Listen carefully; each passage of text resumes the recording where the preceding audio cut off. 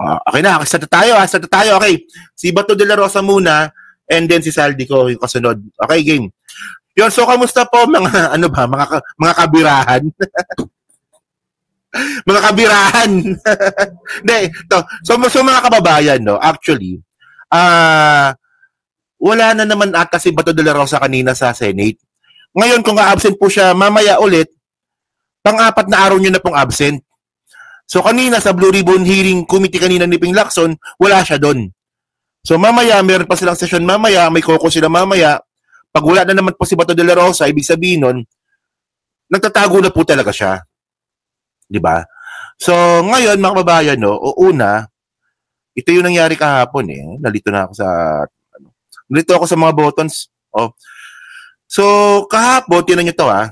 Oh, Bato de la Rosa seeks Supreme Court help in stopping arrest. So mukhang naka-ready na po talaga si Bato na siya po i-arrestin na po ng ICC or ng Interpol.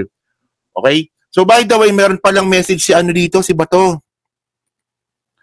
Oh, Interpol, may message pala si Bato dito. Hanapin ko muna, no? May message pala siya dito. Ito na ba yan? Okay. Wait lang, hanapin ko yung message ni Bato. Okay, Takeru, yan. So meron palang message si Bato dito. Ito panoorin nyo to. Pakinggan nyo muna. Yan. So sabi ni Bato sa Interpol, ito. Interpol! Bullshit! Interpol! Bullshit! Interpol! Bullshit! Di ba? Bini-bullshit mo lang dating Interpol, tapos ngayon takot ka pala. Takot, mga kababayan, takot. Oh. So ngayon, humingi na po siya ng tulong sa Supreme Court. Oo. O sabi dito, tinan nyo, sabi dito. In 25-page very urgent manifestation, very urgent yan ha. Kasi makukulong na nga siya. Filed before the Supreme Court yesterday, De La Rosa, through his counsel, si Turon, said the High Tribunal must issue a temporary restraining order or a writ of preliminary injunction to keep him from being subjected to illegal arrest or surrender to a foreign court without due process. Una sa lahat, mga kababayan, paano nyo masasabi na illegal yung pag-aaresto kay Bato kung mangyayari man yun? Di ba meron po tayong Republic Act 98, Meron tayong Republic Act 9851 ba yun? 9851. Na pwede po siyang arestuhin. Di ba? Pero alam nyo, no, medyo nakakatawa kasi dito, no, ito yung ito yung petition nga ni Bato, lalakihan natin, Ito yung petition ni Bato. Yan. So, tingnan nyo, napansin nyo ba? Very urgent manifestation, andun yung pangalan ni Digong, andun din po yung pangalan ni Bato. So, paano nakapag-manifestation si Digong kung siya pa yung nakakulong na? Di ba? Tapos may year number pa. Ako nagtataka ako kung bakit may year number, ibig sabihin nun, tinanggap na Supreme Court yung petition. Dapat blanco pa yan eh. So ako medyo nadududa na po talaga ako sa Supreme Court ha. Ako kailangan natin i-respeto yung Supreme Court. No, kailangan talaga natin i-respeto. Pero bakit ganyan? Wala pa naman yung arrest warrant. Hindi pa naman sigurado kung totoo yung arrest warrant. Pero may year number na po kaagad. Di ba parang may kakaiba dito. Yan the petitioners Duterte and Bato, Takot, Duwag, De La Rosa through the undersigned counsel and unto the Honorable Supreme Court most respectfully state that yan yung sinabi nga po ni Boying Rimulya noon na meron na rin po siyang arrest warrant. Okay. So ngayon ang nakakatawa kasi dito bigla pong nakaalala si Bato na meron palang Diyos.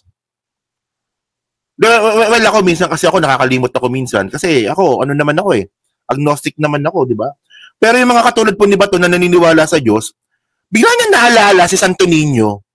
Bigla niya naalala yung pare kung kailan siya ulihin. Alam niyo ang tawag dito, trapo. Dapat dito ang hawakan, dapat dito ni Bato, hindi si ano. Dapat hindi Santo Niño. Dapat si Niño Barsaga, dapat to. Nang mamura ka, di ba? Dapat si Niño Barsaga, dapat yung ano mo dito. Yung hawak-hawak mo dito. Tingnan nyo, di ba? Napaka-ipokrito. Oh, bukod nga dyan mga babayan, tingnan nyo kalatang hindi nagsisimba eh. Oh, sabi niya dito, my first personal encounter, true, I've been following him for a while already. Oh, si Father Shano Ubod of Compostela Parish Church of Cebu. Pumunta pa siyang Cebu. From Davao, pumunta pa siyang Cebu para bisitahin po itong pari po na to. Oh, times like this, di ba? Sa mga oras na katulad ng ganito, we need to seek some guidance from our spiritual advisor. Kita mo putang ina ka pala, gago ka palang bato ka eh. Nung pumapatay kayo ng tao, di ba, tuwan-tuwa kayo, ang yabang-yabang ninyo. Walang Diyos-Diyos sa inyo nun. Kayo ang Diyos nun eh. Di ba kayo ang namimili nun kung sinong bubuhayin, sinong papatayin. Tapos ngayon, biglang, kung kailan ka na-arrestuin, bigla ka nakaalala na may Diyos pala. O sabi niya pa dito, my first personal encounter.